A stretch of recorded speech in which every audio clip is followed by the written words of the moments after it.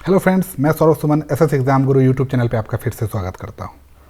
हर बार की तरह हम आपके लिए फिर से करंट अफेयर्स के प्रैक्टिस सेट 24 को लेके आए हैं। आपको पता है कि करंट अफेयर्स अभी आने वाले हर एक एग्ज़ाम के लिए उतना ही उपयोगी है जितना कि हमारे लिए ऑक्सीजन। क्योंकि अभी जितने भी एग्ज़ाम्स के शेड्यूल हो रहे हैं, नए नए आवेदन आ रहे हैं, सबके लिए current affair GK and GS ही रखा जा रहा है मेन में। और अभी बिहार शिक्षक की भी जो भर्ती आने वाली उस पर भी करंट अफेयर्स को रखा जाएगा। तो चलिए शुरुआत करते हैं करंट अफेयर्स के प्रैक्टिस सेट 24 की। कहाँ river cities alliance global seminar का आयोजन किया गया है।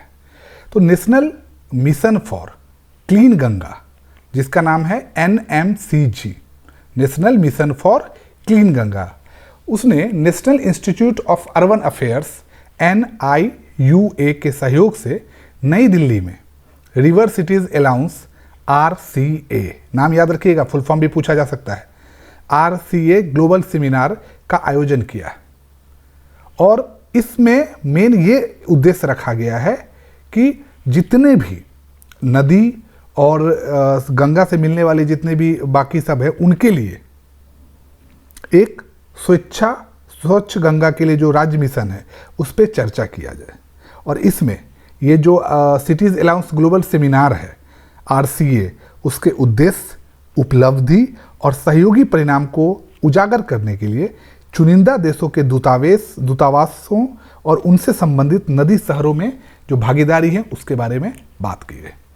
किसे 76वें कांस फिल्म फेस्टिवल में मानद पाल्मे डी की ओर से सम्मानित किया गया है। तो माइकल डगलस को 76वें कांस फिल्म फेस्टिवल में सम्मानित किया गया है। वेकफिट के ब्रांड एम्बेसडर के रूप में किसे नियुक्त किया गया है। तो आपको पता है कि जो वेकफिट है वो D2C होम और स्लीप सॉल्यूशंस ब्रांड है, और उन्होंने फिल्म अभिनेता आयुष्मान खुराना को अपने ब्रांड एम्बेसडर के रूप में नियुक्त किया है। विश्व का सबसे बड़ा फ्रेंचाइजी शतरंज लीग कहाँ शुरू हुआ है। तो फ्रेंचाइजी शतरंज लीग को आप बहुत आसानी से समझ सकते हैं। IPL में क्या होता है कि फ्रेंचाइजीज पार्टिसिपेट करती हैं, उन्होंने अपनी टीम का चुनने का अधिकार है और फिर से मैच होता है। तो अब शतरंज के लिए UAE मतलब दुबई में 21 जून से 2 जुलाई के बीच फ्रेंचाइजी शतरंज लीग की शुरुआत होगी। 6 टीमें होगी जिसमें 6 खिलाड़ी होंगे, 2 महिला खिलाड़ी होगी और 1 आइकन खिलाड़ी होंगे। किसे फ्रांस के बैस्टिल डे परेड में सम्मानित अतिथि के रूप में शामिल किया गया है। पहले तो बैस्टिल डे जो है परेड, उसके बारे में जान लीजिए। फ्रांसीसी इतिहास में यह एक महत्वपूर्ण घटना थी। 14 जुलाई 1789 को बास्टिले कारागार के तबादले की घटना की याद में इस डे को मनाया जाता है। यह फ्रांसीसी क्रांति में एक मोड़ था। परेड जो है सो देश की सेना और उनकी उपलब्धियों पर जश्न मनाने के लिए होता है। फ्रांस के राष्ट्रपति एमानुएल मैक्रोन, फ्रांस के राष्ट्रपति का नाम याद रख लीजिएगा, ने भारतीय प्रधानमंत्री नरेंद्र मोदी जी को 14 जुलाई को होने वाली बैस्टिल डे परेड के लिए फ्रांस आमंत्रित किया है। किसे कोल इंडिया के अगले अध्यक्ष के रूप में नियुक्त किया गया है। तो PSEB ने, जो लोक उद्यम चयन बोर्ड होता है, उसने सेंट्रल कोलफील्ड्स के CMD पोलावरपू मल्लिकार्जुना प्रसाद को कोल इंडिया CIL के अगले अध्यक्ष और प्रबंध निदेशक के रूप में अनुशंसित किया है। उन्होंने 1 जुलाई से उन्हें प्रभार की लेने की उम्मीद है। आपको पता है कि अपने खनन वस्तु में 80% हिस्सा कोयला का है। जो पोलावरापू मल्लिकार्जुना प्रसाद जी हैं, वो एक माइनिंग इंजीनियर हैं। उस्मानिया विश्वविद्यालय से उन्होंने डिग्री ली है।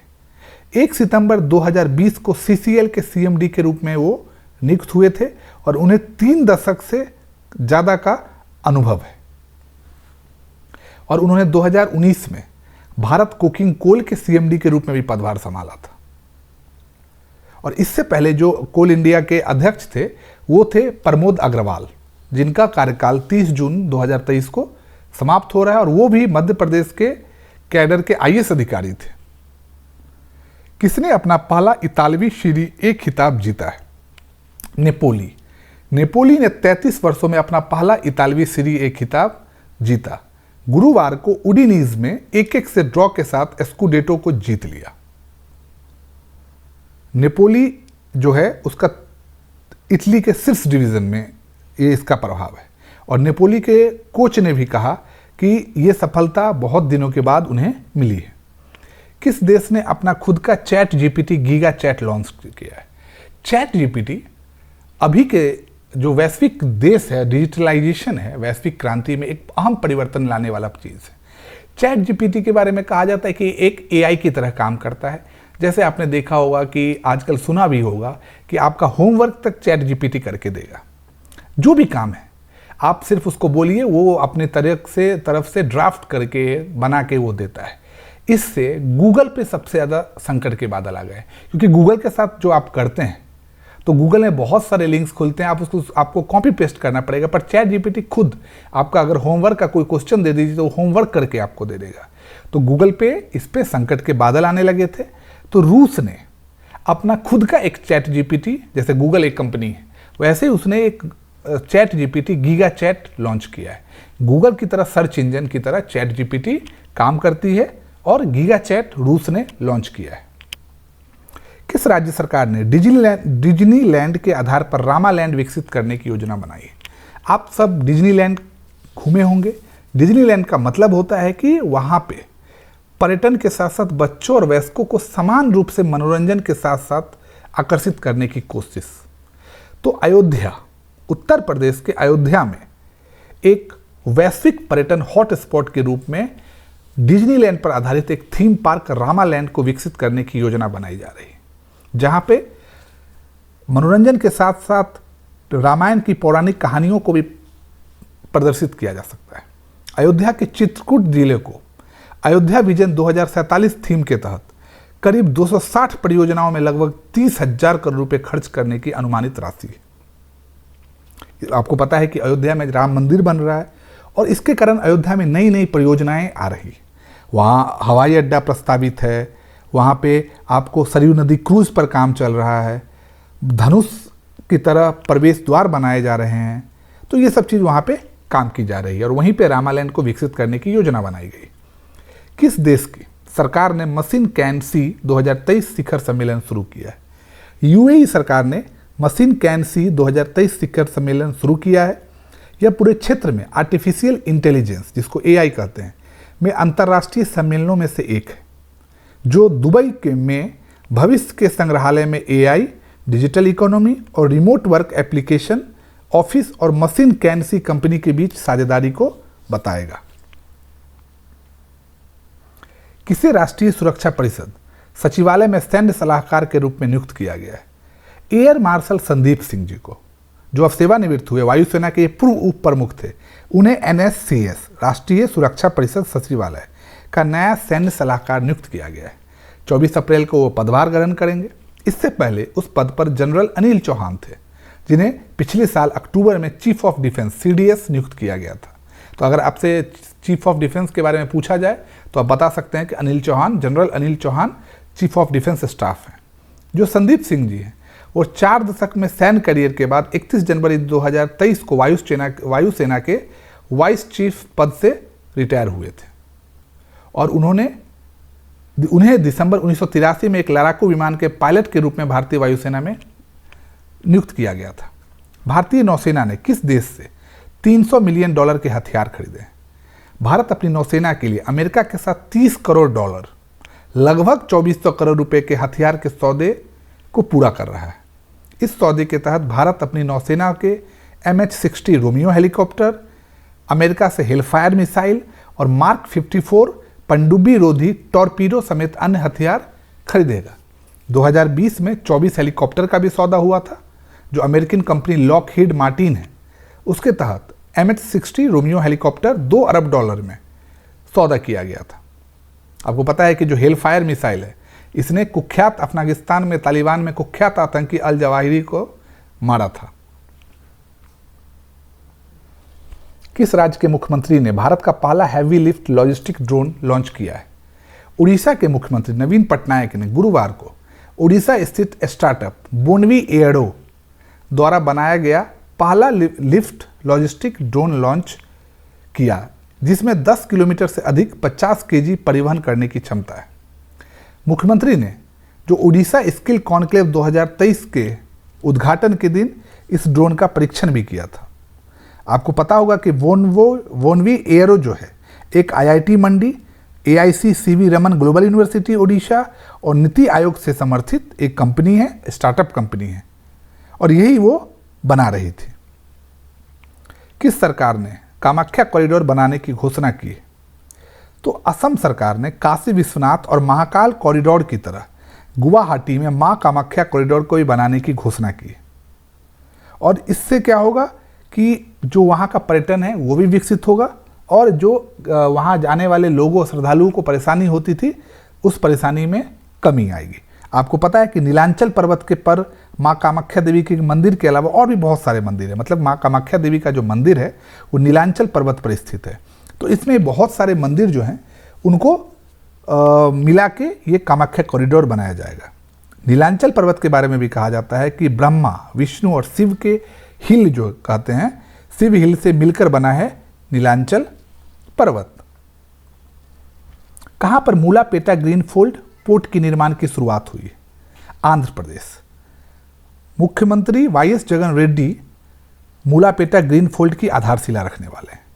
वह नौपौड़ा गांव और बूढ़ागात तलापलेम बंदरगाह और हीरा मंडलम वंशधारा लिफ्ट सिंचाई परियोजना की भी नींव रखेंगे। साथ में यह जो बंदरगाह है, ये जो मूलपेटा पोर्ट है, यह 4,362 करोड़ रुपए की लागत से बन रहा है।